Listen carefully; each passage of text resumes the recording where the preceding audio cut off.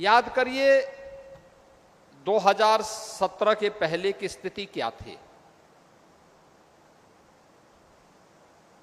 भर्ती निष्पक्ष और पारदर्शी तरीके से नहीं होते थे, भेदभाव होता था,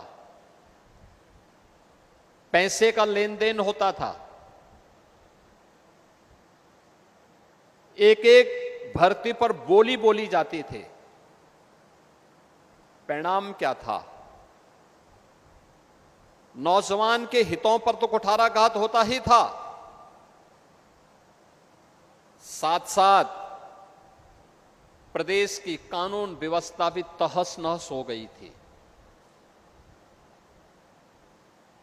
प्रदेश में दंगों का दौर चला,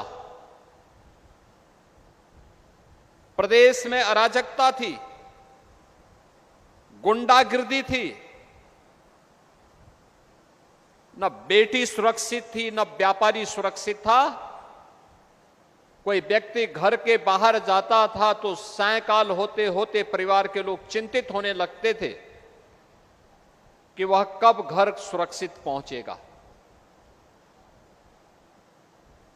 प्रदेश में निवेश नहीं होता था तो विकास पूरी तरह अवरुद्ध हो गया था। नौजवान प्लान कर रहा था। प्रदेश के अंदर अराजकता, दंगों के उस दौर में लगातार आतंकी घटनाओं ने भी अंजाम देना प्रारंभ किया। अनेक घटनाएं प्रारंभ हुई।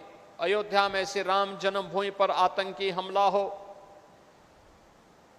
काशी में संकट मोचन मंदिर,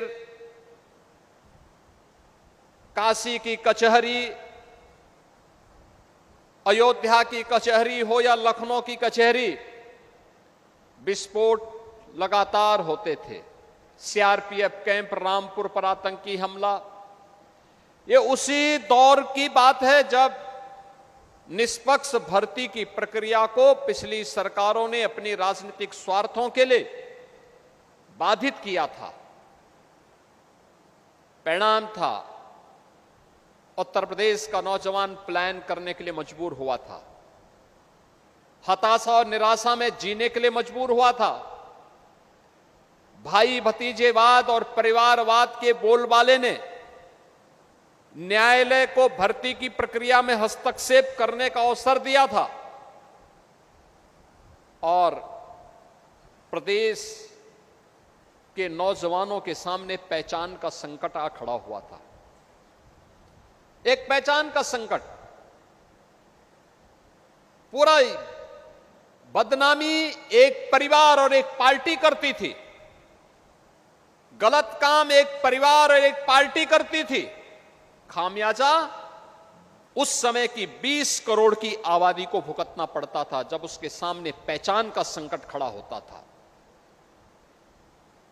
और इसी अराजकता, गुंडागिर्दी, लंबे कर्फ्यू के दौर से गुजर रहे उत्तर प्रदेश में प्रधानमंत्री मोदी जी के आह्वान पर 2017 में जब हमारी सरकार आती है तो हम लोगों ने भर्ती की इस प्रक्रिया को ईमानदारी पूर्वक करने के लिए इस बोर्ड की सुदृढ़ीकरण के कार्यक्रम को आगे बढ़ाया और तय किया कि भर्ती की प्रक्रिया पूरी ईमानदारी के साथ होनी चाहिए।